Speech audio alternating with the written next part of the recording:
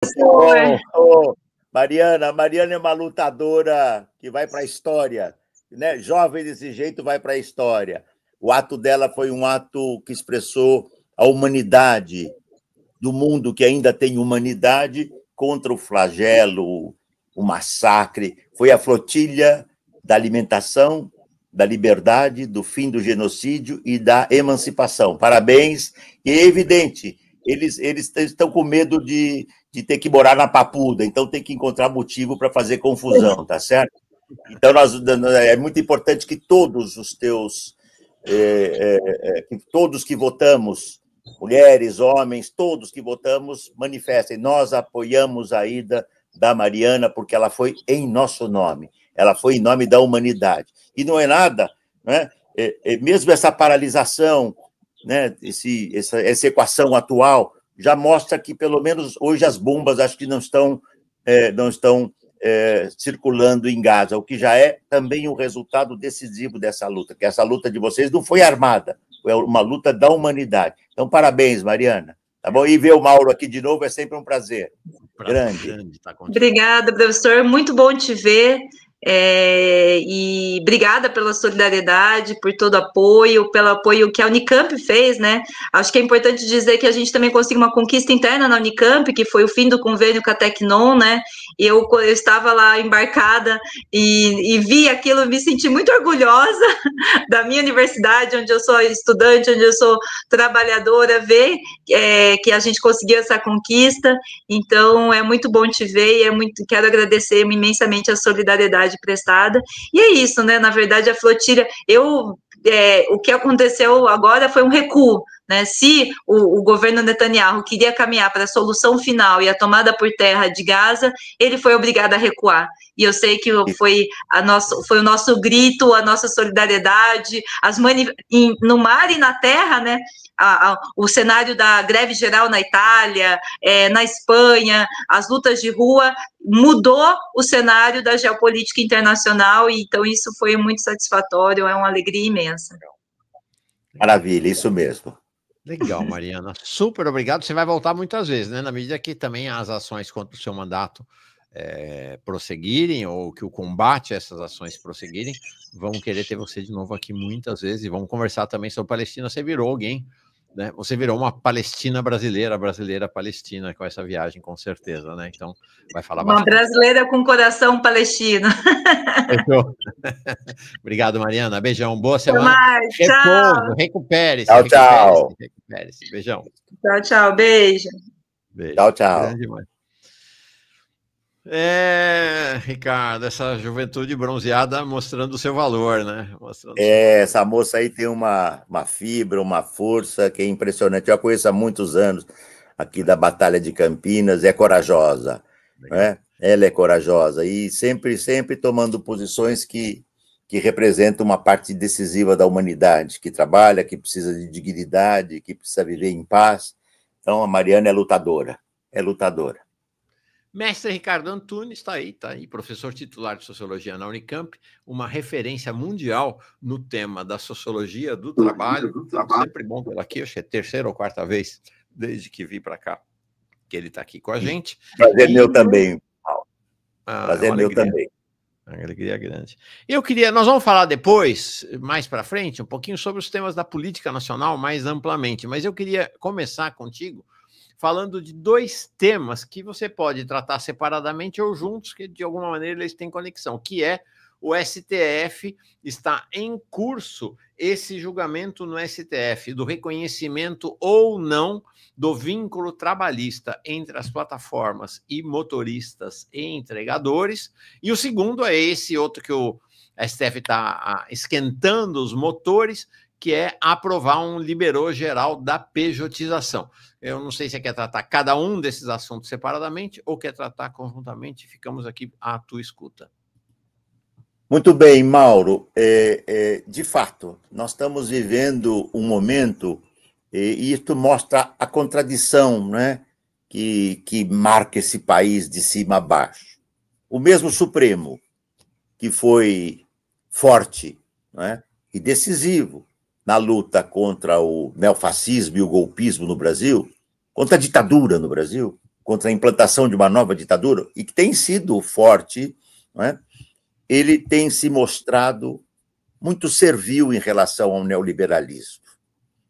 O S é maiúsculo na luta contra o golpismo e o fascismo, e o S é bem minúsculo quando se trata de pensar nos direitos do trabalho. E por que isso ocorre? Né? Por um conjunto de fatores, mas os dois exemplos atuais evidenciam isto. Né? São dois pontos decisivos, eles têm especificidades, mas eles são partes do mesmo. De um modo muito breve, o que nós podemos dizer? Está em curso, em escala global, no mundo e também no Brasil, um processo, o pior de toda a história do capitalismo, desde 1750, de devastação da classe trabalhadora. Uhum. Alguém pode falar, mas não era pior quando começou? Não, mas quando começou 1750, ou peguemos aqui no Brasil a segunda metade do século XIX, né, os ganhadores e as ganhadoras de Salvador lutaram, aqueles que carregavam, né, faziam entregas de mercadorias, até de pessoas, lutavam para ter seus direitos, para não poder ser tratados como escravos ou escravizados. Nós tivemos muitas lutas no Brasil. E, fundamentalmente, o que está acontecendo? Tudo que foi conquistado, Mauro, no caso do Brasil, desde as greves, a primeira greve que eu me lembro aqui de cabeça, 1858, 59, do Rio de Janeiro, dos tipógrafos, já falei dos ganhadores, né? E de lá, a greve geral de 1917, né? Eu estudei detalhadamente as greves de 1930, 31, 32, 33, 34, 35, minha tese de dissertação de mestrado, meu trabalho de doutorado, as greves do ABC Paulista. Essas conquistas todas que nós tivemos na história da classe trabalhadora brasileira, da escravização até o período atual, é o momento mais difícil. Por quê? Porque é uma campanha insidiosa, né, das grandes corporações, das big techs, né, sob o ideário neoliberal, mas a coisa mais importante aí a reter, Mauro, é que é um projeto neoliberal sob a impulsão, sob o comando do capital financeiro. Esse é o mais destrutivo de todos. O capital financeiro, ele quer monetizar, ele quer lucrar até na guerra, como nós sabemos, até na guerra. Isso não tem limite. E o capital financeiro sabe, veja bem, que existe uma massa imensa de trabalhadores e trabalhadoras no mundo sem trabalho hoje, com a inteligência artificial, com algoritmos, internet das coisas, e tudo que nós estamos vendo últimas décadas, né? Praticamente não existe país hoje no mundo que não tenha força de trabalho desempregado. Né? Quando nós dizemos o Brasil hoje tem os níveis mais baixos de desemprego dos últimos anos, é verdade, das últimas décadas até, mas são mais de 5% de trabalhadores e trabalhadoras desempregados, 5,6%, algo 40% na informalidade, ou em torno disso, ora um pouco mais, como no passado recente, ora um pouco menos, como agora. O que acontece? É nesse momento que as experiências das plataformas, tá certo? Num plano, e, digamos assim, de demolição de direitos do trabalho em atividades, digamos, do setor de serviços, ganhou muita força. Isto se intensificou com a contra-reforma do Temer, essa figura que é lamentável que ele seja ainda citado como exemplo de algo positivo. A contra-reforma do Temer, o que ela criou? O trabalho intermitente, o enfraquecimento da justiça do trabalho, a demolição dos sindicatos, né? No caso, através do fim do imposto sindical. Eu sempre fui contra o imposto sindical, Mauro. Está lá no meu livro, meu primeiro livro, 1980, eu era um menino. Né? O que é o sindicalismo, daquela velha coleção da Primeiros Passos da Brasiliense, que certamente você vai se lembrar. Eu era contra o imposto sindical, era contra, por óbvio. Mas, claro, se os sindicatos não foram capazes de ter, na sua maioria, alternativas, se você acaba com o imposto sindical numa tacada, na época em que os sindicatos estão enfraquecidos, é para tirar os recursos deles para enfraquecer.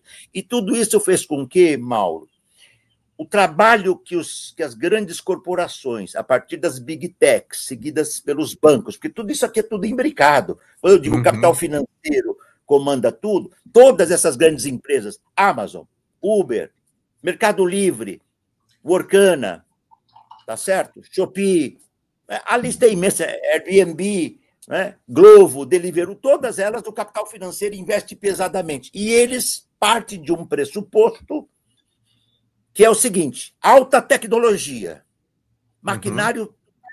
maquinário acelerado, é o moinho satânico. Cada dia uma tecnologia nova, tá certo? Não com fins de beneficiar a humanidade.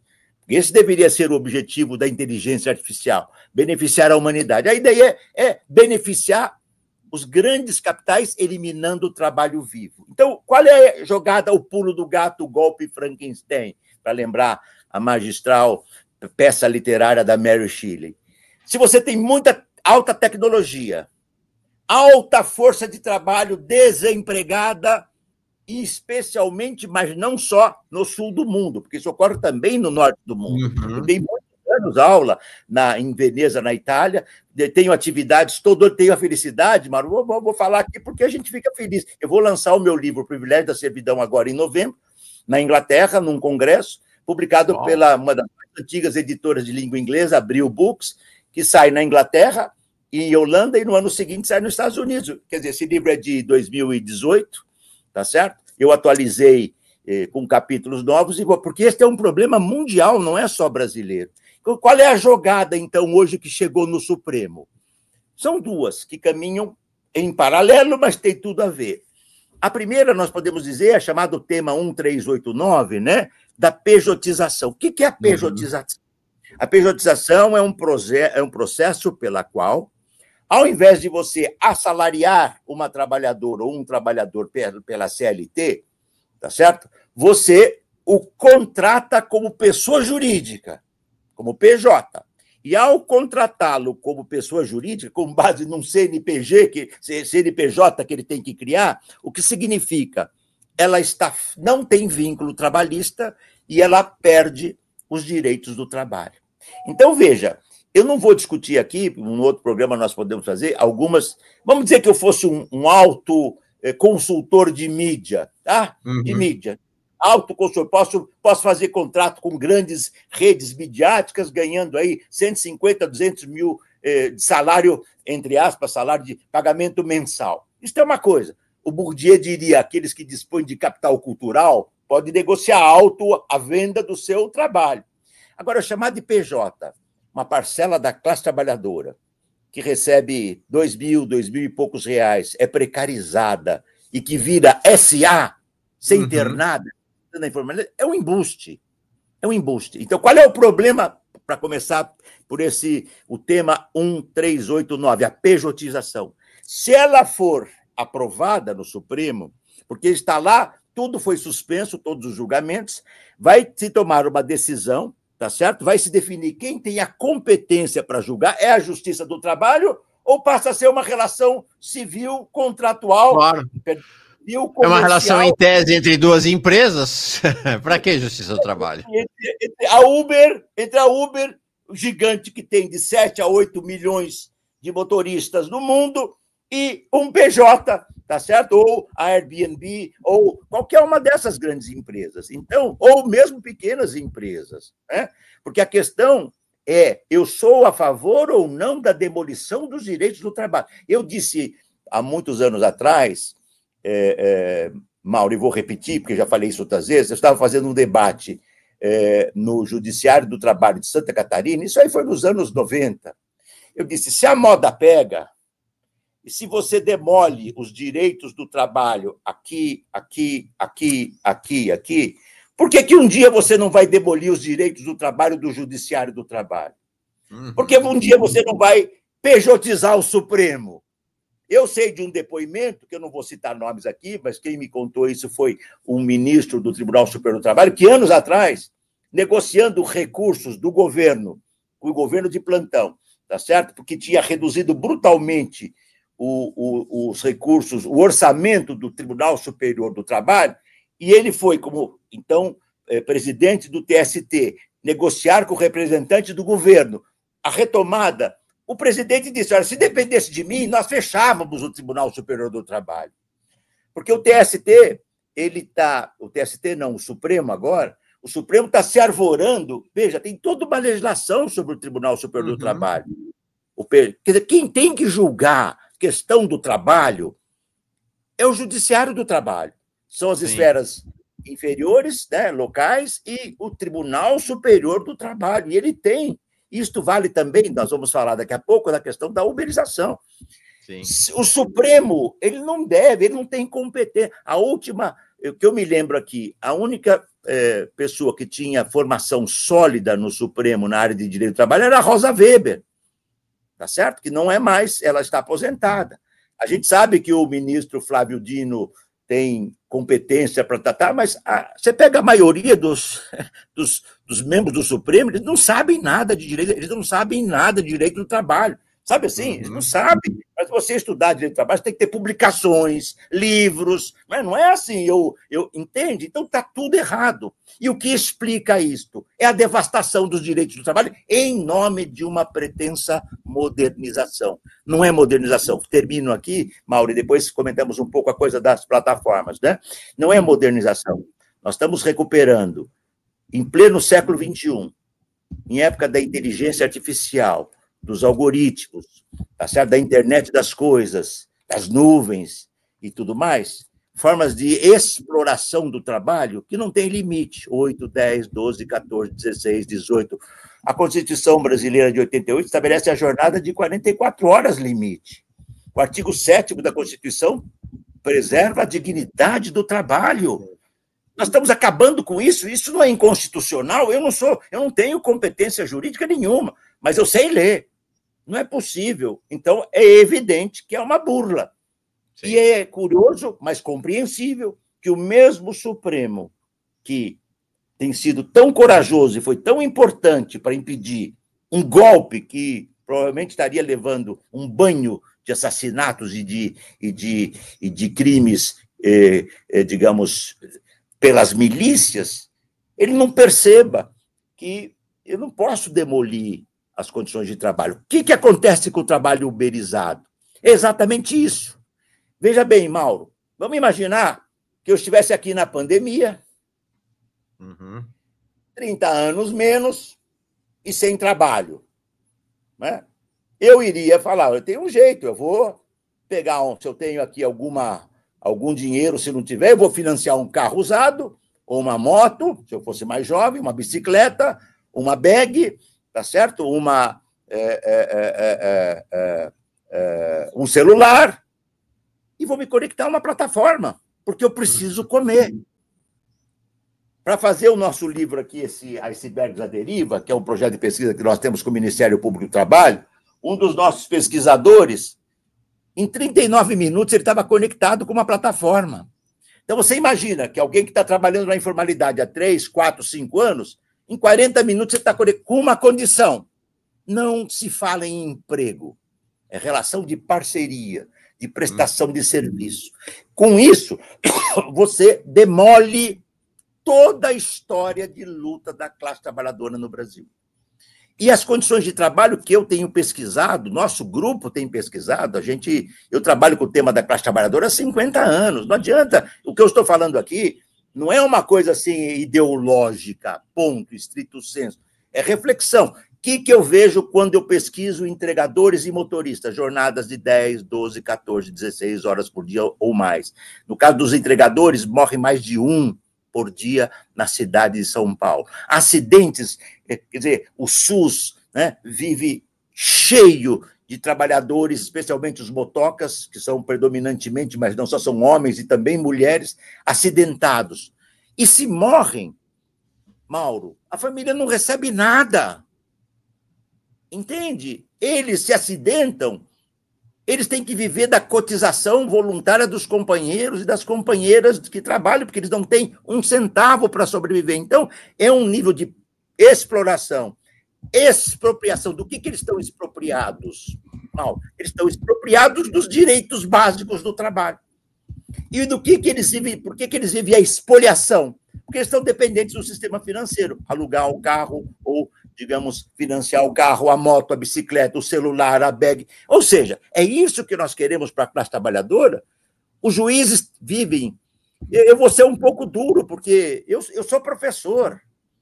Eu tenho direitos do trabalho conquistados. Eu não posso julgar a trabalhadora terceirizada que trabalha aqui na Unicamp, que ela está feliz porque ela tem aquele trabalho. Se eu perguntar para ela, ela diz, olha, eu gosto de trabalhar na Unicamp porque aqui eu sou bem tratada, mas eu queria ter direitos como o senhor, professor. Férias. Sabe o que acontece em geral na universidade? Chega em dezembro, em algum momento de dezembro, elas são, digamos assim, saem do trabalho, porque a terceirizada é uma empresa fora da universidade, e vão para casa e voltam no começo do ano, fevereiro. Elas não têm Natal, elas não têm férias, elas não têm direito a nada. É digno isso, senhores ministros do Supremo Tribunal Federal? Vocês topariam trabalhar pelo sistema intermitente? Faz uma ação, ganha. Não faz, não ganha. Fica um tempo sem trabalhar, não recebe. Não está logado. Não está logado, olha só. Não está logado, não recebe. O que é não está logado, Mauro? Eu saindo aqui da minha casa, eu passo aqui, tem vários trabalhadores, entregadores aqui, entregadoras aqui do lado. Eles estão esperando a chamada. Eles estão com o celular, cadê meu celular aqui? Eles estão com o celular conectado. Porque eu não posso ficar em casa esperando uma chamada a 40 quilômetros daqui, morando na periferia. Se eu estiver a 40 quilômetros daqui e recebo a chamada, eu levo 1 hora para chegar aqui. Então tem que ficar na esquina, na frente do restaurante, na frente do shopping, na frente da casa de fast food ou da farmácia ou do que for. Então, veja, o tempo normalmente de trabalho é maior do que se diz, porque uma coisa é o tempo de entrega, recebi o produto e estou entregando. Outra coisa é o tempo que eu estou esperando. Eu já entrevistei um trabalhador motorista que ficou 20 horas um dia trabalhando. Não é possível. E isto passa pelo Supremo. E o Supremo tem que avaliar o conjunto de artigos da Constituição, né, a partir do 7º, que dizem a dignidade do trabalho. Nós não estamos... A gente gostaria de outras coisas, e nós fazemos. Eu não abro mão de ter um projeto de lutar por algo mais profundo, mas aceitar essa devastação, não. Eu aproveito, inclusive, depois falamos disso, acaba de sair aqui, Mauro, Opa. Direitos de Verdade, tá? Essa história também é sobre você. Esse é o projeto que nós temos com o Ministério Público do Trabalho. Acaba de ser publicado, vai ser distribuído brevemente, gratuitamente, publicado pela editora Boitempo, num projeto com o Ministério Público, gratuitamente. Quais são os direitos que os trabalhadores têm que receber? Esse livro aqui também, que você certamente... Aqui nós colocamos, e esse também, esse aqui mostra como é que é a legislação protetora do trabalho na Europa. Eu tenho ele aqui. A legislação protetora do trabalho na Europa no que diz respeito aos aplicativos. A União Europeia indicou no ano passado, na sua medida do ano passado, que os Estados membros da União Europeia devem partir do pressuposto de que trabalhadores e trabalhadoras em plataformas são empregados e empregadas e, portanto, devem ter direitos. E 2, os algoritmos têm que ser abertos, não é só o segredo da empresa para poder extrair a alma, o sangue e a vida da classe trabalhadora. Tem que ser aberto para que os trabalhadores possam ver, as trabalhadoras, o judiciário possa ver, os governos. Então, tem muita coisa errada. E o Supremo diz que isso é moderno. Recentemente, o ministro disse que isso é moderno. É porque ele não vive essa realidade. Você imagina qual é o salário do Supremo, as vantagens, os direitos e tal. E eu digo que é moderno alguém que ganha R$ 2.500 por mês e trabalha, digamos, 12, 13, 14 horas por dia, às vezes a semana inteira, e se acaba o trabalho, mal, acaba o PJ, ele desaparece. Acaba, tá certo? Como é que funciona numa plataforma? Ela me aceita e ela me bloqueia. E ela não deve explicação. Não tem justa causa, mal. Se você for demitido, a empresa tem que provar que é por justa causa. Não tem justa causa, porque você não é reconhecido. Então, é esse o tamanho da tragédia que nós estamos vendo. Então, as duas coisas profundamente imbricadas. Fiquei muito, muito impactado com essa abertura sua, em que você disse que este é o pior momento para a classe trabalhadora brasileira em toda a história. Muito impactante, né? Muito, muito impactante essa situação. Mauro, e não só brasileira, tá? Não só brasileira. Você vai para a Europa, e eu sei porque eu dialogo há décadas com universidades europeias, eu já conheço países asiáticos e conheço a China e a Índia, por exemplo, porque, vê bem, uma massa imensa, a população mundial, 8 bilhões. uma massa imensa procurando trabalho. O que o capitalismo hoje tem de novo? Inteligência artificial. O que é inteligência artificial do nosso tempo, plasmada pelas grandes empresas? Lembrem-se que, recentemente, quando foi a eleição, o Trump nomeou Elon Musk, eles ainda eram amigos, Elon Musk, sim, Jeff Bezos, Zuckerberg, para cuidar da inteligência artificial no próximo período. Veja, o que é inteligência artificial, para todo mundo entender que é muito simples? É pegar, reproduzir o funcionamento, a complexidade de pensamento que nós temos no nosso cérebro e transferir para a máquina, de modo que ela faça o que nós fazemos. Há todo um debate se essa inteligência artificial é fraca ou forte. Tá? Ou seja, o que é fraca? Ela reproduz muito do pensamento humano, mas não tudo. Mas há quem diga que ela não vai representar tudo do pensamento humano, mas ela pode substituir, Mauro, uma quantidade imensa de trabalho. Imensa. E vai ter que tipo de trabalho? 2 trabalhos vão se expandir no mundo, e no Brasil também. E são os que mais estão crescendo, se você pegar os dados atuais. O Brasil tem certas singularidades que depois eu volto a falar. Qual é o trabalho que está se expandindo? A senzala em torno da inteligência artificial. Tem uma escritora que escreveu um livro, não vou lembrar o nome dela agora, Império da AI, da inteligência artificial, da IA, né? Mostrando, estudando, nós temos pesquisa aqui que a gente acompanha, o trabalho chamado microtrabalho ou crowdsourcing, pessoas que trabalham 2, 4, 6, 8, 10, 12, 14, 16, 18 horas por dia, sem nenhum direito, recebem centavos de dólar, seja na Colômbia, seja na Ásia, seja na África, seja na América Latina, seja nos Estados Unidos, seja na Europa, fundamentalmente os imigrantes, os precarizados. Então, você tem a inteligência artificial, Mauro, ela o objetivo dela hoje é reduzir trabalho vivo e aumentar o lucro das empresas. E, junto com isso, você tem a indústria 4.0, da qual a inteligência artificial é parte. Qual é o objetivo da indústria 4.0? Ampliar trabalho morto e reduzir trabalho vivo. Então, o que nós vamos fazer, Mauro, com essa massa imensa sem trabalho? Alguém podia dizer, mas não tem alternativa. Tem sim. Reduz a jornada de trabalho, luta, isso é muito importante, essa batalha contra a jornada 6x1, tá certo? De tal modo que nós possamos enfrentar esse debate melhor e não precarizando sem limite a classe trabalhadora.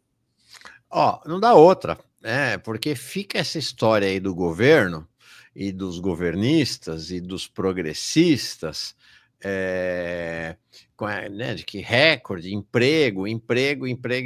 Olha isso aqui, saiu na sexta-feira, se eu não estou enganado, eu estava já de viagem, ontem, aqui no Poder 360. Né? E é muito curioso, agora mudou aqui, mas estava exatamente uma propaganda da JBS aqui embaixo, daqui a pouquinho a gente fala da JBS. Olha isso aqui, mercado de trabalho segue aquecido, mas a qualidade do emprego cai. A reportagem, olha, Poder 360 não é um site progressista, é da direita, diz assim, apesar do resultado geral robusto, 14.358 vagas criadas em agosto, diz assim, 25%, um quarto, portanto, né, dos novos vínculos são classificados como não típicos, ou seja, são contratos de trabalho intermitentes, temporários ou de aprendizes. Segundo especialistas, o dado suscita dúvidas sobre a qualidade do emprego criado e o impacto real sobre a renda e a proteção social. Ou seja, um quarto dos postos de trabalho criados no Brasil são esses postos pós-Temer, né? Isso, pós-Temer. Já existiu antes, vale dizer, né? A informalidade, a precarização Mauro, esse país montou o seu mundo produtivo com base na escravização. Então, meu caro, é a lei da selva, entende? Basta lembrar, vamos lembrar um pouco de história, basta lembrar que quando foi abolida a escravidão no Brasil, o empresariado foi buscar o imigrante europeu branco, italiano, espanhol, alemão, para não empregar e não assalariar o trabalhador e a trabalhadora negro e negra aqui, escravos. Esses ficaram com o trabalho mais precarizado possível. aquele fora da margem. Por isso que o Brasil sempre teve altos níveis de informalidade e de precarização. E quando se diz trabalhos não típicos, sabe assim, é a forma doce de dizer trabalho ultra precarizado. Trabalho atípico, trabalho não típico, eu já cansei de estudar isso, meus trabalhos eu falo disso, não é, são trabalhos ultra precarizados, tá? E o pior é que não só são precarizados dominantemente no que diz respeito às condições de trabalho em si, mas sem nenhum direito. Então, hoje eu estou trabalhando, mas amanhã eu recebo informação que não estou mais, eu sou intermitente, ou eu sou uberizado. Não, você sabe que uma empresa de plataforma, Mauro, ela pode bloquear os trabalhadores e as trabalhadoras sem explicar. Ela bloqueia. E você não tem nem com quem falar. Porque a condição imposta para que esse trabalho se efetive é que não é um trabalho. Tá certo? É uma prestação de atividades que eu contrato como se eu estivesse alugando uma coisa, contrato e descontrato. Então, essa corrosão dos direitos do trabalho é uma imposição das grandes corporações. Sim. E o governo Lula, ele tem sido muito generoso com relação a essas grandes propostas das corporações. É verdade que nos últimos 1 ano e meio e tal, percebendo a mudança de cenário, né, bem complicada, começaram a tomar algumas medidas para diminuir o nível da corrosão, porque você pode ter hoje uma massa imensa de milhões de trabalhadores e trabalhadoras como PJ, tá certo? Ou como uberizado, e sem nenhum direito. Isso não é possível. É como se você dissesse, vamos acabar com todos os direitos das empresas. Entende? É só que elas não aceitam. Então, a realidade hoje, né? E não é que é uma coisa impossível. Por que ela é muito mais intensa no sul do mundo do que no norte? Emprego, trabalho do norte. Cansei de trabalhar em país do norte, fazer atividades, congressos. Para minha felicidade, tem livros publicados em vários desses países. Há precarização, sim, mas no sul do mundo ela é mais intensa, entendeu? Porque aqui você tem uma força sobrante que se reproduz de trabalho, que precisa trabalhar para sobreviver. Então, por exemplo, olha uma medida decisiva que nós temos que nos empenhar, porque esta, sim, é um ganho real para a classe trabalhadora, tá certo? A luta pelo fim da jornada 6x1. Porque 6x1 significa que você trabalha entre 40 e, legalmente, até 44 horas. Mas a massa de trabalhadoras e trabalhadores que trabalham muito mais, ou que trabalham muito mais do que 44 horas, é imensa.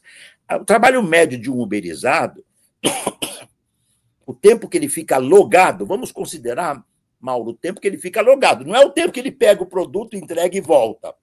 Porque ele tem que ficar esperando o produto aqui na esquina, tem uma massa de uma avenida onde ficam todos esperando. O tempo que ele fica logado, às vezes chega a 14, 16 horas por dia, ou mais.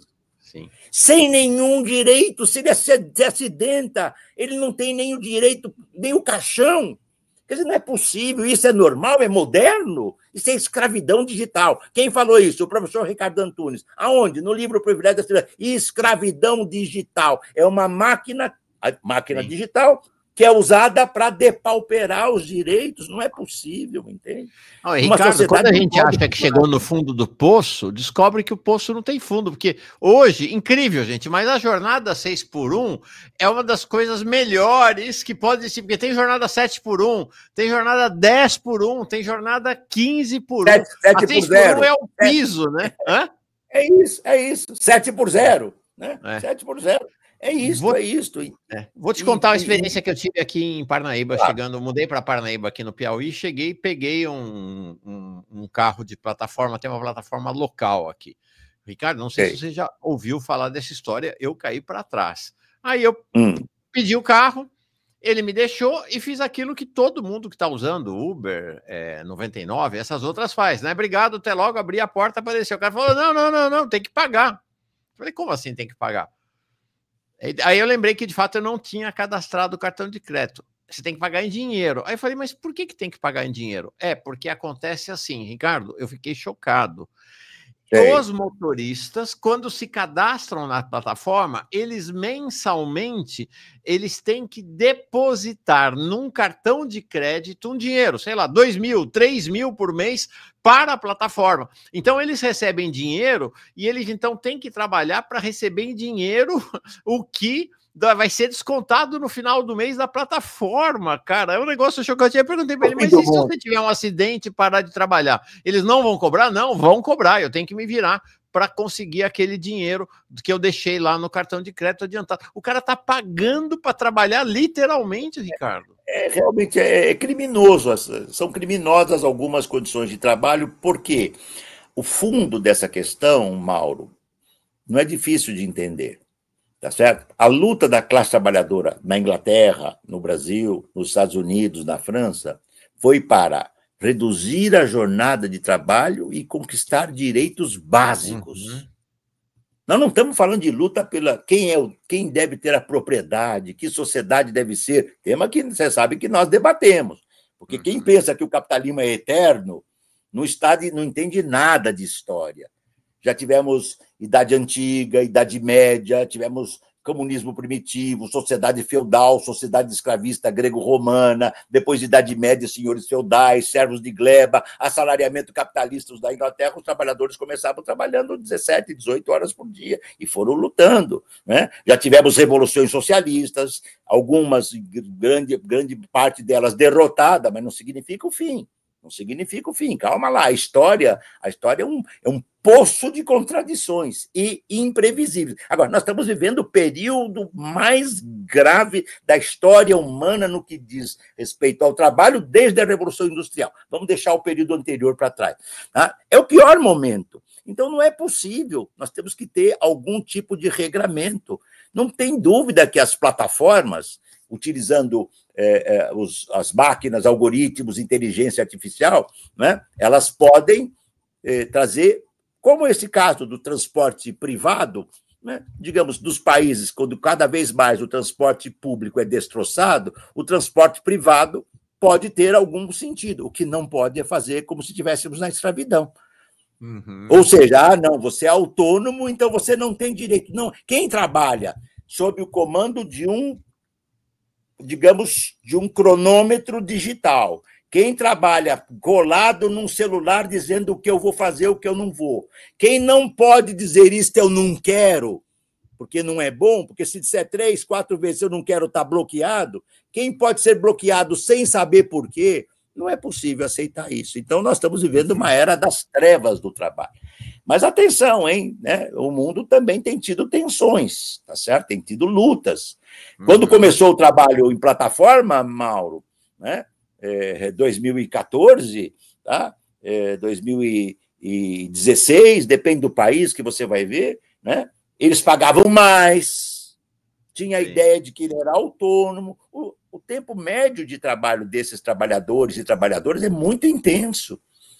E eles ferem a legislação protetora do trabalho. Então, a questão que nós temos que entender é como que nós vamos fazer para que esse trabalho possa existir sem que ele retome técnicas da era da escravidão. Porque quando você é bloqueado sem mais, o que é isto? Quando você burla a legislação protetora do trabalho, o que é isso? E, lamentavelmente, muitos tribunais, em várias partes do mundo, né, têm sido muito generosas para o capital e muito selvagens em relação ao trabalho. E é isso que nós não podemos aceitar. E a classe trabalhadora não aceita. Por isso que, se você olhar hoje no cenário mundial, a luta de trabalhadores em plataformas em vários países. A luta de trabalhadores precarizados em vários países. Porque o confronto capital e trabalho, ele é desigual. Ele é muito desigual. Mas você não elimina a luta. Porque a luta, os direitos, o sentido de retomar uma vida dotada de sentido. Qual era a jornada de trabalho, Mauro, quando a classe trabalhadora começou a trabalhar na Revolução Industrial Inglesa? 17, 18 horas por dia. Lutar 18 para 16, 16 para 14, 14 para até chegar, foi um século depois que se chegou, no século XIX, tá certo? Se tomarmos o capitalismo iniciando em 1750, um século depois que você conseguiu regulamentar a jornada de 8 horas, entende? E hoje os capitais acham que essa jornada pode ser de 48 horas por dia. Mas alguém vai falar, mas o dia não tem 24 horas. Não, o dia tem 24 horas para os empresários, para a classe trabalhadora pode ter 48, por isso que ela está sendo dilapidada. Dilapidada. É impressionante. Aqui, ó, a Eliane falando aqui do irmão dela, Eliane Ribeiro. Meu irmão trabalha 6x1 há mais de 10 anos como frentista. No dia de folga, ele roda como Uber. É isso. Ou seja, escravidão digital, sem direito. E por que existe isso? Porque existe uma, digamos assim, uma fragilização da legislação do trabalho, entende? É como se fosse moderno flexibilizar para valer tudo, entende? Não pode ser assim. Você conhece empresas, grandes corporações que topam flexibilizar a propriedade privada? Vai falar nisso, você corre o risco de ser processado. Vamos flexibilizar, vamos tornar a propriedade privada... Vai correr o risco de ser assassinado. Entende? Agora, o trabalho não. O trabalho nasceu... E qual é a base disso, Mauro? A base disto é a ideia de que tem uma massa imensa de trabalhadores e trabalhadoras esparramados pelo mundo. No passado, esta massa sobrante, que compõe o chamado exército de reserva, era predominantemente, como ainda é, no sul do mundo. Mas hoje você tem uma massa imensa de trabalhadores e trabalhadoras sem trabalho também no norte do mundo. E atenção, não só pelos trabalhadores do sul do mundo que vão para o norte do mundo, como pelos trabalhadores lá. Eu dei 12 anos aula na Universidade Ca' Foscari, em Veneza, tá certo? Paramos de dar esse curso que eu ministrava lá, tá certo? Eu deixei de dar só quando, a partir de 2000, da pandemia, quando esse curso foi encerrado, um curso chamado Master sul Lavoro e Imigrazione, mestrado sobre trabalho e imigração. Uma parte imensa da classe trabalhadora, né, e do sul do mundo migrava para o norte do mundo, para Veneza, e lá, a Uber, que é lá, a Uber, a Amazon, a Airbnb, a iFood, todas elas querem lá o mesmo que aqui, sem direito. Só que tem países na Europa que elas não entram, porque para entrar tem que pagar direito do trabalho. Porque nós não estamos falando em fim... Veja, a classe trabalhadora não está pedindo o fim da propriedade privada, o que, vamos dizer, em tese é um fim legítimo. Aliás, na história da humanidade, quantos milênios a propriedade não foi privada, foi uma propriedade comunal. Os indígenas tinham uma propriedade comunal, não tinham aqui? Não tinha, essa casa é minha, essa é sua. Mas não estamos falando disso. O que nós não podemos aceitar é a corrosão dos direitos do trabalho, porque existe uma massa imensa de trabalhadores e trabalhadoras sem trabalho. Como maquinário, Mauro, veja, a inteligência artificial, o seu objetivo, tá certo, fundamental, é reduzir trabalho vivo. Por isso que, num artigo para o jornal da Unicamp, eu fiz uma provocação. Eu tenho colaborado por a convite do editor do jornal, essa inteligência artificial generativa. Eu redenominei a inteligência artificial degenerativa. Porque uma coisa é a inteligência artificial para nos beneficiar, tá certo? Nós estamos falando aqui de um jeito... Que nós estamos usando uma máquina que você pode estar no seu espaço, eu posso estar no meu espaço, e nós estamos fazendo um debate que poupa de eu viajar, de você viajar, de tudo, custos e tal. Tá bem. O que eu não posso é a partir daí, então não tem mais relação de trabalho, então acabou tudo. Aí não dá. E esse pulo do gato é o que as empresas querem dar. É o pulo do gato. Ou o pulo do tigre. Porque o gato é um pouquinho mais manso que os tigres. Os tigres são um pouquinho mais perversos, entende? Agora, como o velhinho de barba dizia, o capitalismo também gera as condições para a sua derrota, né? Claro. Então, semana passada teve aqui o Nicolas Souza, um dos mais expressivos líderes aí dos trabalhadores por aplicativo, liderou o BREC. Claro, ele fez uma constatação interessante, falou, Mauro, a situação nossa é a seguinte: todos os clientes estão organizados através das plataformas. Todos os restaurantes estão também organizados através das plataformas. E todos os trabalhadores estão organizados através das plataformas. Que tal tirar as plataformas? Olha, o Nicolas é uma grande figura, eu conheço bem, eu tenho um diálogo com os entregadores há muitos anos, tá certo? Eu debato com eles, eu aprendo com eles, eu estudo com eles, eu tento transmitir experiências, entendeu? Porque eu já podia estar aposentado, mal. Eu comecei a trabalhar em 1972, esse é o meu primeiro trabalho em carteira de trabalho. Eu tinha 19 anos, entende? Sim. Tá? Comecei a trabalhar lá, e também ralei, a gente dava 40 horas de aula, muitas não eram sequer, você tinha CLT em algumas escolas que davam, outras que não davam. A precarização do trabalho, ela só se intensificou. E por que ela se intensificou? Não, porque a massa de trabalhadores e trabalhadoras aumenta e a tecnologia consegue eliminar trabalho vivo. Sim. Então, você tem que reduzir a jornada de trabalho. A luta pela redução da jornada de trabalho é decisiva. Perfeito. É decisiva.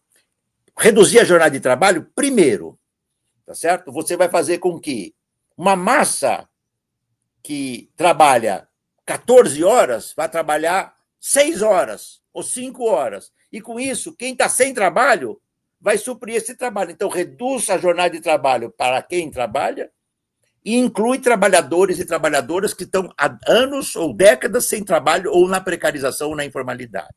2, reduzir a jornada de trabalho, você faz com que, tá certo? O seu tempo de trabalho seja um pouco mais controlado. Não tem sentido trabalhar 10, 12, 14, 16, 18 horas por dia, quando você pode trabalhar 5 dias, 4 horas, 5 horas no máximo. Tá? Muitos países europeus hoje têm jornada de 4x3. Entende? Porque você tem, inclusive, a maquinaria que pode te ajudar.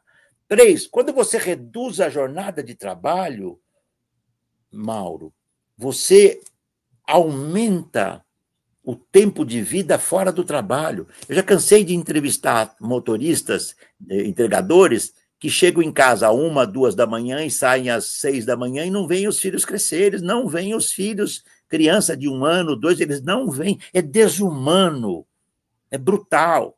Você conhece algum desses CEOs que trabalha 18 horas por dia, correndo o risco de morrer? Morre mais de 1 por dia em São Paulo, mano. Mais de 1. Entende? Quer dizer, e não é porque ele é louco. Eu sei que a moto tem um certo encanto. Eu já andei de moto quando eu era garoto. Qual é o encanto da moto? É você botar a moto para andar e acelerar. Né? Todo mundo já foi jovem. Só que é o seguinte, eles não fazem, eles não correm pelo encanto. Eles têm metas para cumprir. É rigoroso o controle do tempo. Eles não podem parar no sinal vermelho e nem amarelo. Eles têm que passar. Eles não podem andar na faixa de moto. Eles têm que correr. Porque se eles não correrem, eles não fazem as metas. E as metas são infernais. A meta é o cronômetro destrutivo do século XXI. Reduzir a jornada de trabalho me permite, então, diminuir o tempo de trabalho e lutar por uma sociedade melhor fora do trabalho, para eu ver meus filhos, companheiros, companheiras. E tem um último ponto, Mauro. Quando eu começo a lutar para reduzir a jornada de trabalho, eu vou perguntar, produzir o quê e para quem? Aí eu botei o dedo no capitalismo. Perfeito. E mais, ao perguntar, eu vou produzir o quê e para quem, eu me ato. E essas são as 2 lutas cruciais da humanidade. A meu juízo, há 3 lutas cruciais. Tá? Essa é uma, o trabalho é uma. Quem trabalha 10, 12, 14, 16, 18 horas por dia é um candidato a ser, digamos assim, eliminado por acidente de trabalho. É simples assim, ou por doenças brutais. O segundo luta crucial é contra a destruição da natureza. Se eu pergunto, eu quero produzir o quê e para quem, Mauro? Eu vou colocar em xeque o que eu quero, tá certo, em termos de trabalho. O que eu quero em termos de produção. Faz sentido produzir bombas? Faz sentido produzir carros sem parar? Faz sentido, digamos assim, produzir tudo que dê lucro e não que traga benefício para a humanidade? Isso é crucial nos nossos dias hoje. E o terceiro ponto que eu mencionava, né, é a luta, digamos assim, de uma igualdade substantiva entre gênero, raça, etnia, geração, né, passa pelo trabalho também. Ricardo, eu queria entrar agora, você falou, vamos deixar para um segundo momento, esse momento chegou que nós falamos bastante desse tema da plataformização e desse debate que está tendo lá no STF para dar mais garantias ainda às plataformas. Mas tem o segundo tema, né? Que é o tema hoje da vida do Gilmar Mendes, né? Que é extinguir de vez com a Justiça do Trabalho e as relações de trabalho com a pejotização.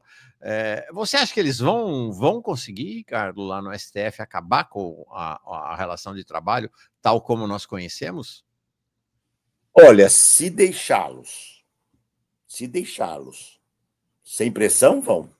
Porque, repare bem, eu já disse aqui, né?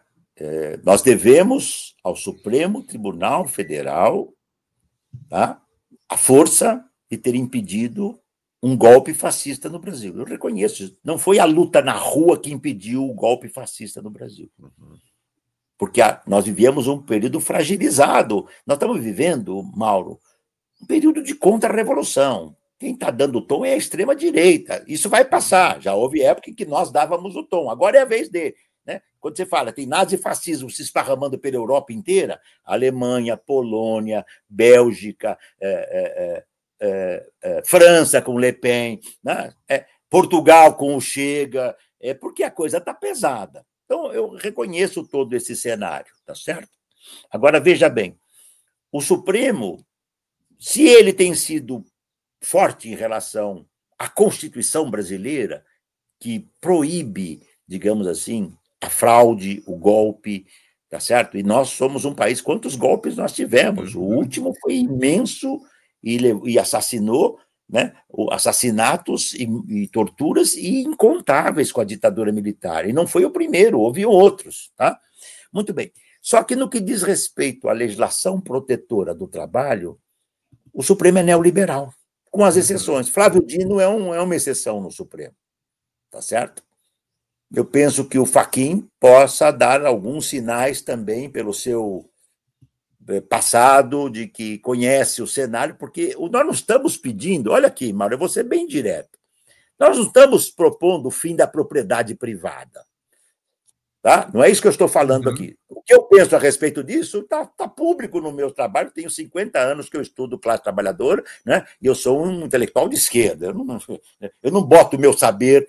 Se uma empresa chegar aqui para mim e falar, professor, eu vou vir fazer uma palestra aqui para essa transnacional, vou pagar 1 milhão para vocês, eu os mando para aquele honroso lugar em italiano ou em inglês, entende? E acaba a conversa. Então, o que eu penso é todo mundo, é muito claro. Respeito as diferenças e tal. Então, nós não estamos lutando aqui, tá certo? O que eu estou falando para você não é nem assim, olha, vamos discutir, porque a propriedade privada não nasceu com a história da humanidade. A humanidade teve uma fase de propriedade comunal. Os índios tinham propriedades comunais. Não tinham exploração, não tinham dinheiro, não tinha assalariamento, não tinha morte pela propriedade privada. Os índios nossos aqui, que nós chamávamos, né, Mauro? Nós aprendemos que eles eram primitivos. E quem eram os civilizados? Os europeus, os holandeses, os espanhóis, os portugueses, que nos ensinaram o quê? Escravização, ganhar dinheiro, escambo. O que é escambo? Eu dou isqueirinho que faz fogo e levo pedra de ouro de 1 tonelada. Esse é o escambo. Quer dizer, então, quem é civilizado e quem é humano? Né? Nós estamos revendo tudo isso. O que os negros e negras fizeram, entre outras coisas, para fugir do vilipêndio da escravidão?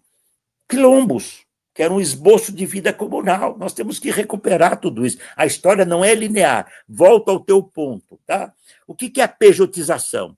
A pejotização é você eliminar um contrato com direitos entre trabalhadores e trabalhadoras e as empresas e criar, tá certo? Um PJ, uma pessoa jurídica que vai ter uma pequena empresa, que vai ter um CNPJ, que vai se conectar com a empresa para trabalhar como um operário, mas como sendo um proprietário de si mesmo, sem nenhum direito, sem vínculo empregatício. Ou seja, ele vai provavelmente, esta é a batalha que o Supremo está querendo aprovar, ele vai estar fora da legislação protetora do trabalho. Mas é muito claro quem é proprietário e quem é só proprietário da sua força de trabalho, e que, portanto, não é PJ. Eu não tenho... Tem um projeto neoliberal da era fascista, porque nós estamos vivendo uma simbiose entre neoliberalismo e neofascismo. Atenção, isso o Supremo tem que atentar. Tá? O Milei é neoliberal e é neofascista. Sim. O Trump é neoliberal e é neofascista. É uma simbiose onde essas coisas se juntam. No passado, você podia ser neoliberal e antifascista. Você ainda pode ser antineoliberal e antifascista, mas pode ser neoliberal e antifascista. Mas hoje você tem o neoliberal extremado que é fascista. E este quer demolir o Supremo. Se o Supremo se curvar demais ao neoliberalismo e ao fascismo, não tem futuro para o Supremo. Uhum. Faz sentido ter juízes e juízas ganhando salários altos, com estabilidade? Faz sentido isso para o capital, se eles estão atrapalhando? Entende? Então, eu lembro que, muitos anos atrás, eu debatendo com juízes do trabalho, juízes, para minha felicidade, eu debato com tribunais regionais do trabalho há 40 anos. Meu trabalho tem incidência, né? Porque eu tento fazer o meu trabalho com rigor, com competência, sim, com grupo de pesquisa, com dados, e não venho com essa história de que eu sou neutro, não existe. Você conhece, o Elon Musk é neutro? O Jeff Bezos é neutro? Não, por favor, neutraliza. E nem os juízes são. Quando os juízes dizem, tá, que o PJ é bom porque cria liberdade de trabalho, eles não estão sendo neutros, eles estão curvados ao ideário neoliberal. E isso tem que ser criticado. Né? Pergunta para os juízes se eles aceitariam receber como trabalho intermitente. Faz uma ação, recebe. Demora 3 anos para terminar uma ação, só recebe quando terminar a ação depois de 3 anos. O tempo que estão descansando não vão receber, porque o juiz tem direito a descanso. Agora, por que o juiz tem direito a descanso? Remunerado, e muito bem remunerado, mais do que deveria. Tá? Eu não estou propondo a que os juízes sejam precarizados, mas é evidente que há setores do judiciário que o excesso de remuneração daria para melhorar a vida de muitos setores do funcionalismo público que recebem pouco. Mas tudo bem. Se o juiz não tem estabilidade, ele não tem autonomia para julgar, porque aí a empresa vai dizer, ó, né, essas grandes... eu lembro que um grande CEO de uma dessas grandes empresas disse há meses atrás, nós corrompemos judiciário, parlamento e governo. Nós corrompemos. Chega lá e bota na mesa, né, um tijolo de sacos de ouro, levam o que querem. E é assim que funciona. É literalmente assim que funciona. O parlamento brasileiro, tá certo? Tem sido muito suscetível a todas as pressões dos grandes grupos econômicos, por ideologia, por amor ao digamos assim, não, por uma coisa muito que é óbvio, né? Que é óbvio, que nós todos sabemos.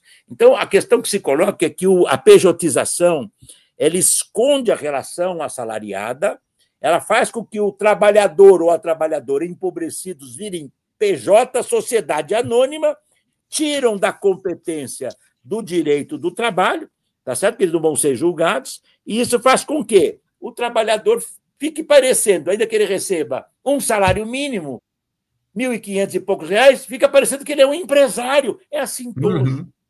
É assim. Eu me lembro que quando a pejotização passou no Brasil, um daqueles presidentes da associação comercial em São Paulo, acho que foi o Afif Domingos, falou, agora nós vamos, de um dia para outro, nós vamos ter 16 milhões de novos empresários. Só rindo, né? Só rindo.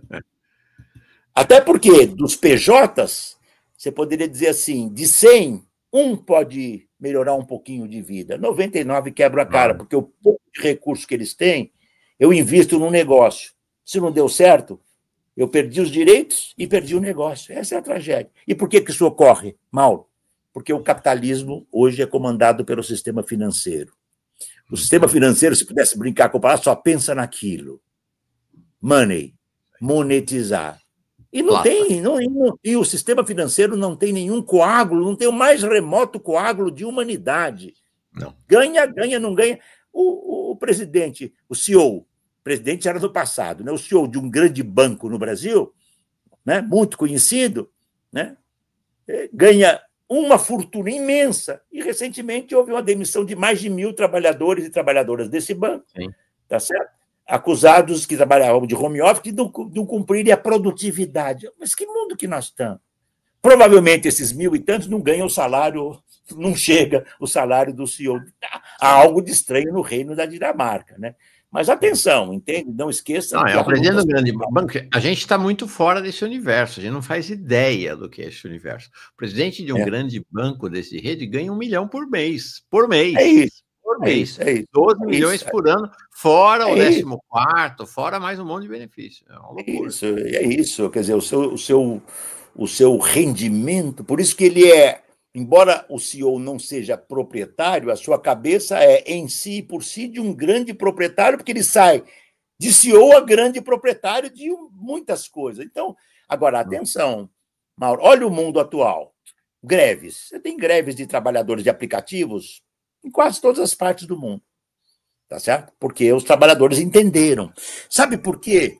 Eu não sei se você atentou para isso, certamente sim, que você é um jornalista muito atento, mas essa é uma questão mais dos especialistas. 31 de março e 1º de abril de 2025, greve dos aplicativos do Brasil. Sabe por que foi em 1º de abril? Mauro, dia da mentira. Eles escolheram, é o dia da mentira. Olha a sacada. Disseram que a gente ia ser empresário, empreendedor. Nós trabalhamos 10, 12, 14, 16 horas por dia, nos acidentamos, morremos, não temos direito nenhum. Quando a gente se acidenta, a única coisa que nós temos é a solidariedade da companheirada. Então, é um embuste. É uma proletarização no nível do padrão da proletarização do século XVIII. Quanto ganhava o primeiro operário, quanto tempo trabalhava o operário, a operária no início da Revolução Industrial? 12, 14, 16, 18 horas por dia.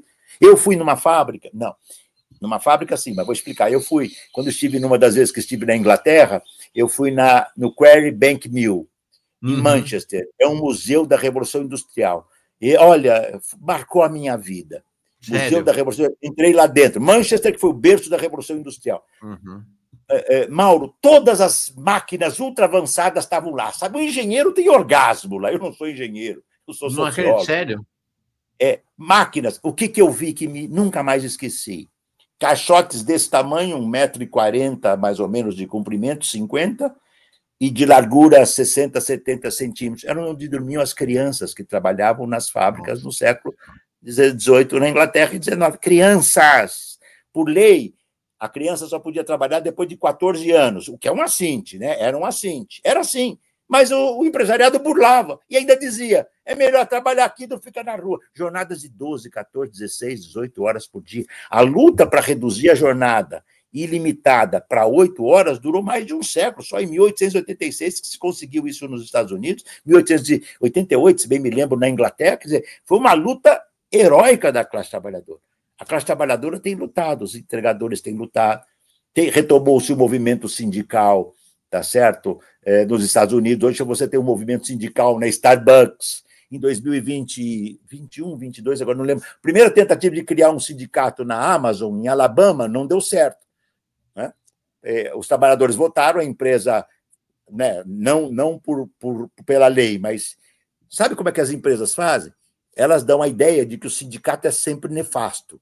Por isso que você vê, hoje as crianças, desde cedo, estão aprendendo nas escolas que a CLT é horrorosa, que o sindicato só tem criminoso e o político também é criminoso, e a política também é.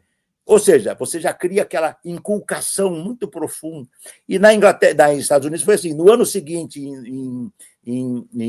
na grande Nova York, foi criado o primeiro sindicato da Amazon. Starbucks tem tido movimentação, há uma retomada do sindicalismo dos Estados Unidos e na Inglaterra. Sabe qual foi o mais importante movimento, Mauro? Agora, na luta contra o genocídio que o governo de Israel vem praticando em Gaza, foram as greves de sindicatos na Itália. COBE, Comitato de Base, COBE chama assim, Confederazione Unitária de Base, CUB, perdão dizendo, Confederazione Unitária de Base, SICOBAS, Sindicato Comitato de Base, até mesmo as centrais mais sindicais, CGIL e outras, houve paralisações da Itália inteira contra o genocídio e contra o governo que apoia o genocídio. Sim. Entende? Então, nós estamos vendo lutas, calma lá. Nós estamos vendo lutas, tá? Nós estamos vendo... isso não é citado, mas nos anos... E um brucutu não vai entender o que eu estou falando, porque o brucutu não tem lucidez mental. O país que teve mais greves no mundo na primeira década do século XXI, foi a China, Mauro. A China. Mas como? Esse professor, eu ouvi dizer que ele é de esquerda, e como é que ele está criticando a China? Porque ele não é burro. Sabe por que a China teve as mais altas taxas de greve no mundo nos anos 2000, 2010? Porque o salário chinês, em média, era metade do brasileiro. E como é que você faz? Você tem que lutar, porque, como você bem sabe, não tem sindicato autônomo na China. Os sindicatos não têm autonomia, é uma luta. O mesmo na Índia. Você tem paralisações de trabalhadores, de luta. A Índia teve as mais importantes greves do mundo entre os anos 15, 16, 17. A classe trabalhadora metalúrgica na Índia é das maiores do mundo, só encontra similar na China. E você sabe que já há 2 anos, mais ou menos, perto disso, que a Índia passou a ter uma população, a maior população do mundo, suplantou a da China. E são greves. Você vai para os Estados Unidos, você tem greve, você vai para a Inglaterra, você vê. Eu já tive participação agora em novembro, como eu disse, eu vou para um seminário na Inglaterra. Já houve seminários em novembro que nós, muito felizes, íamos fazer o nosso seminário andando a pé até o centro da cidade, porque os metrôs em Londres estavam parados, e a gente apoia a greve dos metroviários em Londres. Tá certo? Porque a Londres, você sabe que a Inglaterra e o Reino Unido viveram um neoliberalismo pesado, e no Brasil também. Você tem muitas manifestações. Essas paralisações das plataformas, Mauro, elas não aparecem na imprensa, mas elas ocorrem sistematicamente, grandes, pequenas ou médias. A primeira delas foi 1º de julho de 2020, em plena pandemia, não sei se você lembra, pararam o Brasil. Tá certo? Pararam o Brasil, plena pandemia. Então, são essas lutas que estão ocorrendo, e elas são globais também. Agora, Ricardo, deixa eu ler aqui alguns comentários e quero te fazer mais uma questão aqui. A Verônica Nascimento, a extrema-direita fazendo o que sabe, prestar desserviço. Mariana, falando da Mariana Conte, gigante, fica, quanta admiração do Nordeste, Palestina moralmente invencível. A Ana Paula Campos, o intuito da reforma administrativa é uberizar o serviço público, no caso do Executivo. Parabéns pelo trabalho, professor Ricardo Antunes, a camarada Silvana Danley por aqui também, Júlio Coelho, Maria Sá Xavier. Maravilha o seu conhecimento que nos ilumine, professor Ricardo. Legal. A Mônica diz assim, como é bom ouvir um mestre. O Ricardo Costa manda o apoio dele. Então, Ricardo, parece um aparente, pelo menos paradoxo. Nós temos mais de 2/3 desse século XXI sob governos de um partido chamado Partido dos Trabalhadores aqui no Brasil. Então, 2/3, né? Dos 25 anos deste novo século, 17 foram governos do PT. E o que você está dizendo para nós é que nós vivemos hoje um dos momentos mais tenebrosos, talvez o momento mais tenebroso para a classe trabalhadora brasileira desde o fim da escravidão. E a gente chega a um ponto em que a gente tem hoje a desmontagem na prática, neste governo do PT, com o ministro do Trabalho, que foi presidente da CUT, presidente do Sindicato dos Metalúrgicos do ABC, está desmontando a auditoria fiscal do trabalho. 9 gerentes regionais, 9 gerentes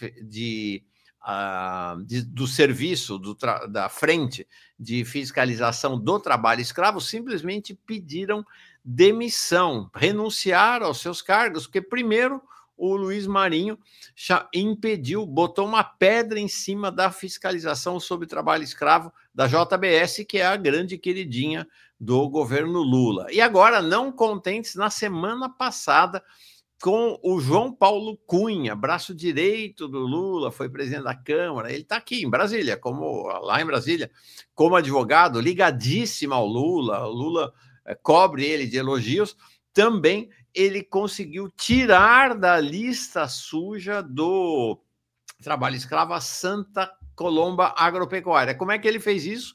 O ministro do Trabalho avocou para o seu gabinete, coisa sem precedentes, tá? Nem governo Bolsonaro, nem governo Temer, nunca, o processo de trabalho escravo dessa Santa Colomba Agropecuária. Como é que é possível, Ricardo, que num governo, né, ou numa histórico de governos de um partido chamado Partido dos Trabalhadores, a gente esteja nessa situação? Veja bem, Mauro, é claro que isso é uma questão bastante importante, ao mesmo tempo uma questão bastante complexa, né? Eu vou dar algumas pistas para a gente tentar ajudar a entender isso aqui, né? Em primeiro lugar, assim, E quando eu estava dizendo o cenário destrutivo do trabalho é o mais grave de toda a história do capitalismo, eu estava falando em termos gerais. Tá? Isso vale para a Itália, para a Inglaterra, para os Estados Unidos. Estados Unidos, por exemplo, há muito tempo não tem e continuam não tendo previdência pública nem saúde pública. O mais rico país do mundo não tem previdência pública. A China, até pouco tempo atrás, não tinha nada de legislação protetora do trabalho, não tinha legislação trabalhista, entende? E começou a olhar o Brasil como um exemplo de legislação trabalhista. Bom, você vai para os países da Europa, você percebe digamos, já não é como no passado, mas você percebe uma dimensão dúplice. A classe trabalhadora, pelo menos com mais idade, conseguiu preservar alguma coisinha do welfare state e os imigrantes vivendo, como minha mãe dizia, o pão que o diabo amassou, entende? Sim. E o Brasil não está à margem desse cenário. Esse é o primeiro ponto. O Brasil não está à margem desse cenário. Eu não tenho dúvida, Mauro, veja bem, que você tem um desemprego no Brasil hoje menor do que quando teve o Bolsonaro. Que o Brasil tem um nível de informalidade um pouco menor do que teve o Bolsonaro. Certamente você, como eu, nós lutamos pela eleição do Lula e faríamos o mesmo se fosse o Alckmin ou se fosse o João Amoedo contra o fascismo. Porque eu já vivi um fascismo na ditadura militar. E ali a gente corria risco de vida. Né? Ali a gente corria o risco de ser pego como estaríamos correndo se o Bolsonaro tivesse ganho as eleições de 2022.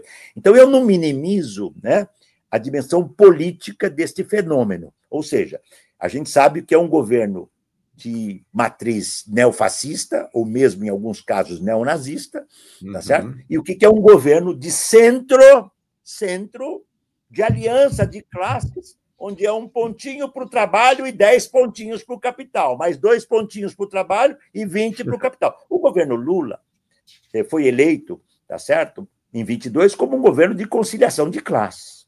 A frente ampla do governo Lula foi buscar o mais importante quadro do neoliberalismo no Brasil para ser o vice. E eu vou fazer uma brincadeira aqui, Mauro, que me entendam bem os nossos espectadores aqui. Foi a melhor surpresa do governo Lula para mim, foi o Alckmin. É verdade. Ele está quietinho, ele não está propondo arrebentar com direitos, ele reconhece que o Lula o tirou lá do poço, levou ele para Brasília, e ele, como um fiel escudeiro, e o governo do PT é um governo, digamos assim, que tem uma política, vamos chamar assim, de um neoliberalismo brando, que é diferente do neoliberalismo. Paulo Guedes, a gente lembra como é que era, né? Bolsonaro no plano ditatorial e Paulo Guedes. O que acontece, então, aqui? É um fenômeno, Mauro, que tem a ver com a esquerda, entende, em geral. A esquerda do nosso... Nós estamos vivendo, Mauro, um período de contra-revolução preventiva em escala global. Quem está dando tom no mundo é a extrema-direita. Estados Unidos, Inglaterra, né? O primeiro-ministro do Partido Trabalhista, ele não passa nem como social-democrata, ele é neoliberal puro. Sim. Como era como é que ele chamava? Eu falava sempre dele, o Tony Blair. O Tony Blair, que os ingleses chamavam de Tory Blair, ou seja, era um neoliberal, Tory Blair, né? Isso. Ou seja, a esquerda mundial, esse é o problema que nós vamos ter que enfrentar. Ela desaprendeu a pensar como esquerda. A esquerda hoje funciona como no mundo. Ela pega o mundo destroçado pelo neoliberalismo fascistoide e ela vem e ela reorganiza o sistema para o capitalismo melhorar. Então, o que o Lula faz? Um arcabouço fiscal arrumadinho, tá certo? Tem um ministro que faz tudo direitinho, arcabouço fiscal, e na hora de tomar medidas em defesa da classe trabalhadora são muito modestas, e ainda assim, Mauro, é preciso dizer isto, né, também, ainda assim, sofrem brutal oposição dos setores burgueses que estão no governo, que apoiaram o governo Lula, que não querem sequer aumentar o salário. Eu me lembro de uma figura, que eu não vou citar o nome aqui, mas todo mundo vê, que ele diz assim, o salário mínimo tinha que ficar uns 5 anos sem nenhum aumento para melhorar o arcabouço fiscal. Quer dizer, é a predação ilimitada. A burguesia brasileira é predatória. O governo Lula nunca se propôs a fazer um governo que não fosse capitalista. O governo Lula nunca se propôs a vamos reinventar o socialismo. E nenhum governo de esquerda hoje no cenário mundial que eu conheço não tem. A social-democracia se tornou a esquerda da ordem. O Marx tem uma ideia, né? Bacana, o Gramsci também fala, quer dizer, a esquerda tornou-se a esquerda da ordem. Então, o que acontece? Né? Quando o governo tenta tomar, como agora, uma medida, né, que vai, digamos, penalizar alguns setores que ganham acima de 1 milhão por ano, ele sofre uma oposição e não tem força para virar. Porque o Lula tomou uma decisão no início do seu governo, Mauro, que foi a seguinte: nós vamos confrontar o parlamento do Arthur Lira ou vamos conciliar com ele? O Lula é um conciliador. O Lula é um gênio da conciliação. Há 2 grandes conciliadores na história política brasileira do século XX. 2 gênios da conciliação. E eu não defendo conciliação. Então, não estou elogiando, eu estou analisando. O Getúlio Vargas e o Lula. Qual a diferença? Que o Getúlio Vargas era um fazendeiro e, portanto, um burguês. E o Lula era de origem operária. O que acontece, então?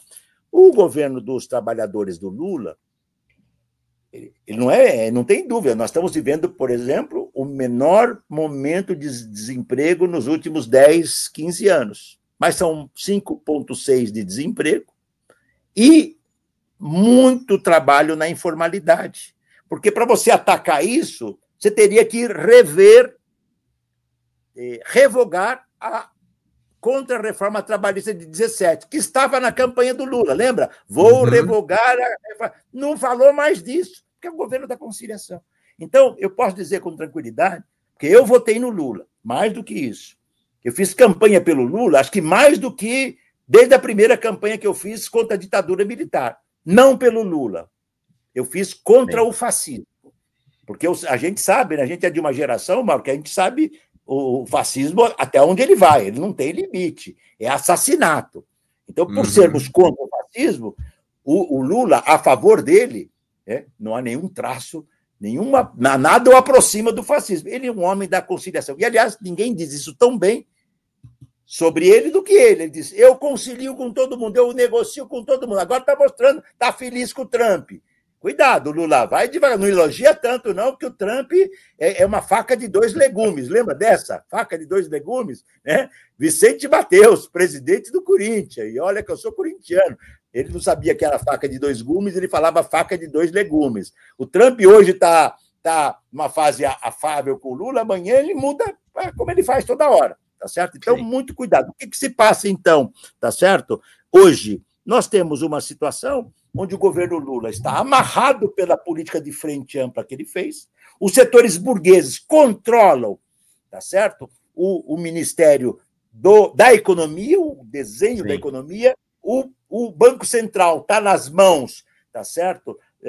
Do capital financeiro. Ele não teve coragem de indicar alguém que pudesse romper, ele indicou alguém que, aquela ilusão, eu vou devagarzinho tentar melhorar aos pouquinhos.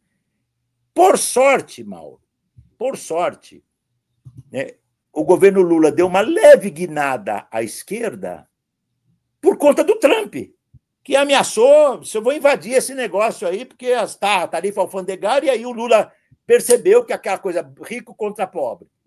A população entendeu. O rico tem... Todos os governos são governos dos ricos. O Lula está tentando melhorar um pouquinho, e isso é verdadeiro. Uma pequena melhora reformista, digamos assim, não irrelevante, mas que não muda, não passa. O Lula...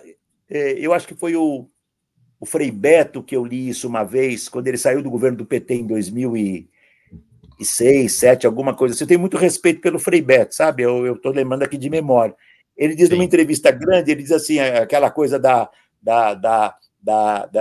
o PT estava muito ligadão nas vantagens do poder. Ele me falou alguma coisa assim, espero não estar errando de memória nada. Não ouvi nenhuma vez, desses anos que eu fiquei aqui na sala ao lado do Lula, naquele primeiro período do governo Lula, que a ideia que o PT era um partido socialista e que o governo deveria fazer alguma coisa. O PT abandona no poder qualquer proposta socialista. O Lula, por que o Lula conciliou com o parlamento, né? Quando o Lula ganhou essa eleição agora em 22? Porque ele temia acontecer com ele o que aconteceu com a Dilma. Então é o seguinte, eu não quero confrontar o parlamento, porque o parlamento, você imagina, o Arthur Lira e que era quem estava na direção. Ele poderia pegar as dezenas, centenas de pedidos de impeachment, votar, e numa votação, num tacado, ele fazia como fizeram com a Dilma. Sofreu um processo de impeachment e não foi condenada por nenhum crime, ou seja, foi um golpe político. Então, nós temos que reinventar uma esquerda, entendeu, Mauro? E é triste dizer, eu digo isso com tristeza, eu sou filiado ao PSOL. Ali a filha dos 5, 6 fundadores do PSOL, por uma situação muito particular, é preciso dizer, Chico de Oliveira e outros, sim, Carlos Delcio Coutinho, Leandro Conde, estávamos nós lá entre os primeiros fundadores. Uma situação muito particular. Nada de importância, nada disso. Sim. Mas éramos intelectuais que, naquele momento, estavam sem partido, eles pediram que nós participássemos. O PSOL hoje tem um núcleo dominante que é um prolongamento do PT. Não quer confrontar. Então, olha o que eu vou usar, olha o que eu vou citar aqui. Eu acho que foi na Gare de Lyon, na França, eu não lembro se foi na greve geral de 1995, na França, eu acho que foi em 95, mas posso estar errando, houve depois um grande movimento francês importante em 2005, mas acho que foi em 95. O Bourdieu, que não é marxista, nada disso, ele diz, precisamos de uma esquerda de esquerda. Nós não temos uma esquerda. Nós não temos uma esquerda de esquerda. Ah, mas quem é esse cara para falar? Não estou falando nada, eu estou analisando, eu estou me incluindo como parte de uma esquerda. A nossa esquerda, nós éramos, no início do século passado, o princípio da esperança, conforme o livro do Ernest Bloch. A esquerda era o princípio da esperança. Hoje não é a esquerda. Quem que fala hoje em mudar o sistema? É o fascista. O Bolsonaro, na eleição de 18, o que ele diz? Eu sou contra o sistema. Pasmem vocês, entendeu? O Bolsonaro dizia que era contra o sistema. Eu venho para demolir tudo. Lembra de falando isso? Eu venho para demolir tudo. E, enquanto isso, a esquerda fica falando, porque nós vamos melhorar aqui um pouquinho, uma coisinha aqui, uma coisinha ali. Nós perdemos o projeto de reinventar um novo mundo, na fase mais destrutiva da história do capitalismo. Ou a esquerda se reinventa, né? Ou nós teremos um ciclo prolongado do neofascismo e do neonazismo, porque eles dizem que são radicais. Você vai lá para a Europa, eles dizem, nós vamos botar para quebrar. Você vai para a Alemanha, para a Itália, eles vão botar para quebrar. E a esquerda fala, não, mas vamos defender, vai melhorar um pouquinho aqui, Bolsa Família aqui, não sei o que ali. Sei que tem medidas que são importantes, necessárias, mas não são as medidas. É preciso reinventar um novo modo de vida. É preciso reinventar um projeto socialista compatível com o século XXI. É preciso ver, porque há muitas lutas sociais. É por isso que há um descompasso entre as lutas sociais, Mauro, que estão aqui no dia a dia, e os partidos políticos que estão no parlamento, entende? O projeto de um partido político de esquerda hoje é pensar na próxima eleição para vereador, para prefeito, para governador. É muito pouco. Eu não sou contra a eleição, hein? Eu voto. Mas ou um partido de esquerda é extra, não anti, extraparlamentar, ou seja, ele organiza as classes trabalhadoras, ou ele resolve fazer as concessões necessárias para ganhar a eleição. E o PT. Tá certo? E não só o PT, os demais partidos chamados de esquerda, o próprio PSOL. Veja, o PSOL aceitou, na candidatura do Boulos, ter como vice a Marta Suplicy. Eu não vou julgá-la, eu a conheço há muito tempo, eu fui professor da FGV, quando eu conheci Marta Suplicy, Eduardo Suplicy, né, viviam juntos. Eu não é nada pessoal. Mas a Marta Suplicy estava num governo de extrema-direita na prefeitura de São Paulo. Como é que um partido de esquerda, para ganhar a eleição, entra? E o Boulos, você lembra o que o Boulos fez na semana que antecedeu as eleições? Sim. Aceitou debater com o Pablo Marçal.